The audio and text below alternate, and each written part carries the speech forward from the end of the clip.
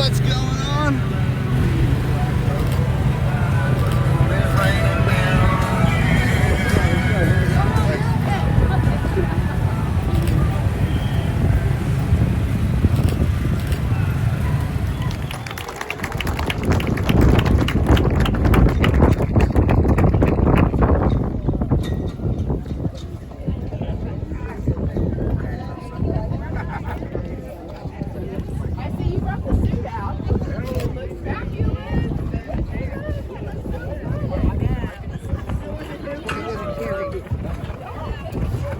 I hope most of you can hear me. This is beyond amazing. Every year this event gets larger and larger, and it's absolutely wonderful. It is a great benefit for the people that you're seeing here that reside in this home, our veterans in Northwest Missouri.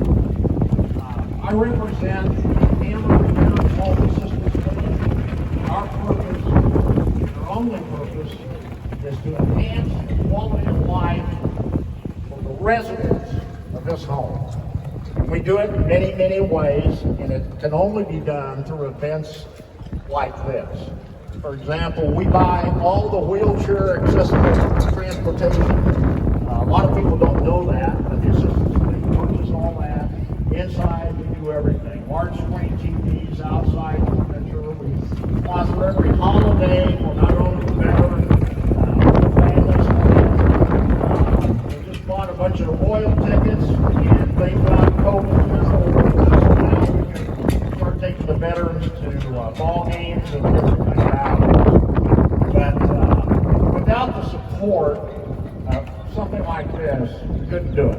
We spend a little over $90,000 a year on the extras. In other words, not the room and board, all the extras to make it special for veterans. Today, I'm going to do a short introduction of these four veterans. We have other veterans outside. Do a short introduction. We'll show them and the other veterans how much we appreciate it. The first person I'd like to introduce is Kathy Moore. Kathy was born in Kansas City.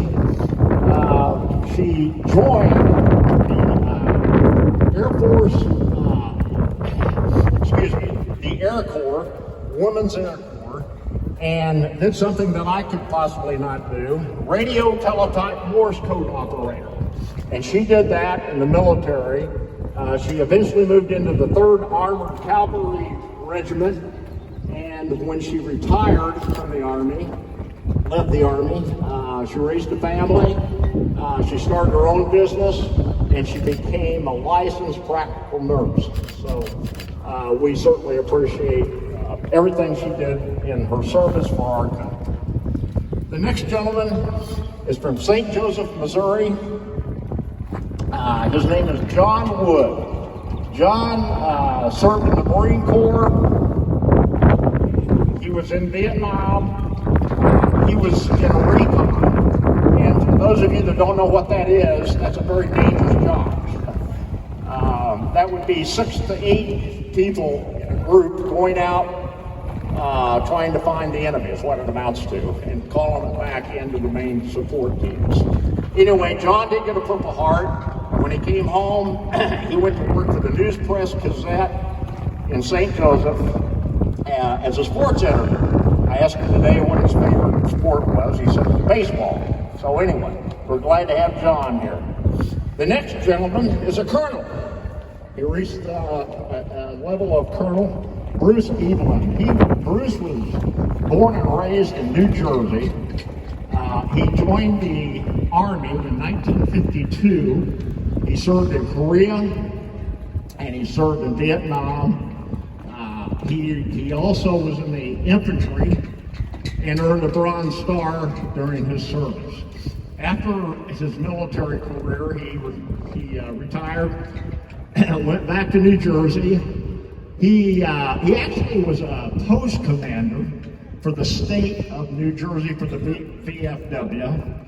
He was had the responsibility of overlooking veterans homes in the state of New Jersey. So he had a very, very fruitful life. He was married, and his family, he and his wife, moved back to Missouri. On the end, front and center, Berry. Now, this gentleman did something you probably, maybe never in your life you're going to find another person did. He served in 3 wars.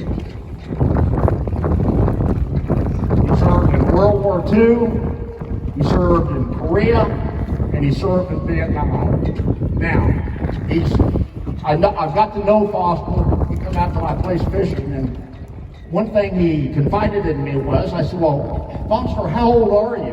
You served in World War II, Korea, Vietnam. And he kind of grinned and he said, well, I kind of snuck into World War II a little sooner than I was supposed to. He ran a year earlier than he was supposed to. And then he said, let me tell you how my luck runs. I got shot the last day of the war, World War II. He got shot the last day. But anyway, he came home to the great state of Louisiana, and he said, the only time I ever took off work was the month of September, because I wanted to go gator hunt. So that's what he did. That was his favorite pastime. Anyway, let's show these veterans and all these veterans what we think of them.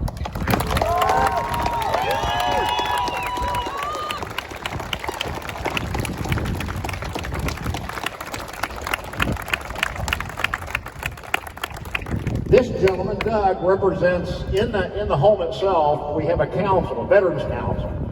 And Doug is the president, the current president of that council, and he'd just like to share a few words. Thank you for coming here. I served my time in the Air Force, assigned to the CIA, so you can imagine what all I did. I can't even tell you everything I did. But we do appreciate what you all have done for us here. Because this is why we did what we did, is for you. We're here because we did what we did for you. And thank you for making your life so much better. Thank you very much.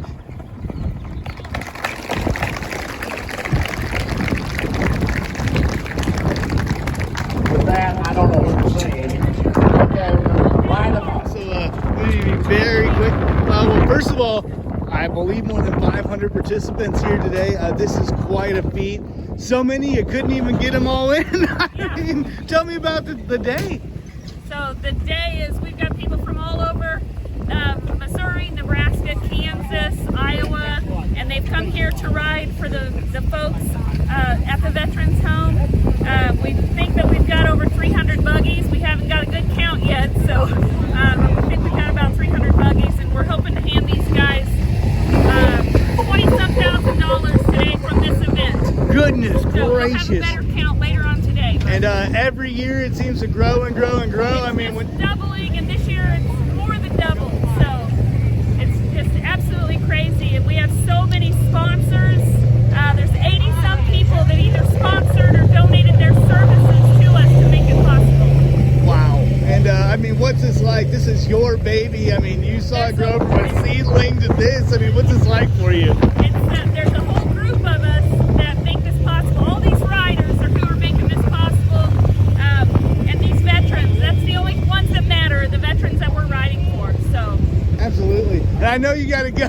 you're all right. You're all right. All right. And final question is, at what point did you know this was going to be what it was going to be today? Did you just start seeing them line up the way they did in the Elks Lodge parking lot? I mean, The last 2 weeks, it's just started to blow up, and so we started to get scared of how many were coming, but it's a great thing.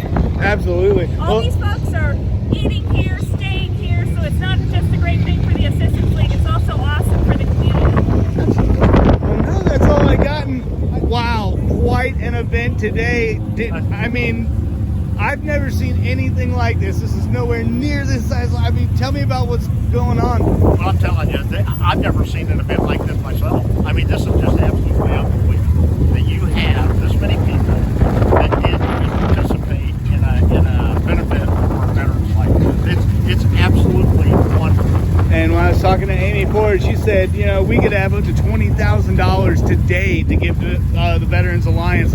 I mean, I know what you guys, what your numbers are. That is quite a chunk of change. How is this really going to impact the veterans that live here? Well, absolutely. And you can ask them. We do virtually anything and everything we can for our veterans over and above the room and board. I mean, whether it's taking them to ball games, whether it's buying furniture, whether it's buying new ice cream machines, whether it's a couple of vans, all the vans and the bus and in fact, we just ordered a brand new van that's about $75,000. And so those are the things we do, and it's something that no other long-term care facility provides. That's what the Assistance League does.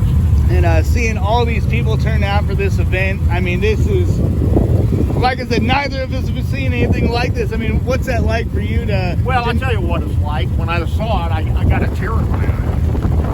It's unbelievable.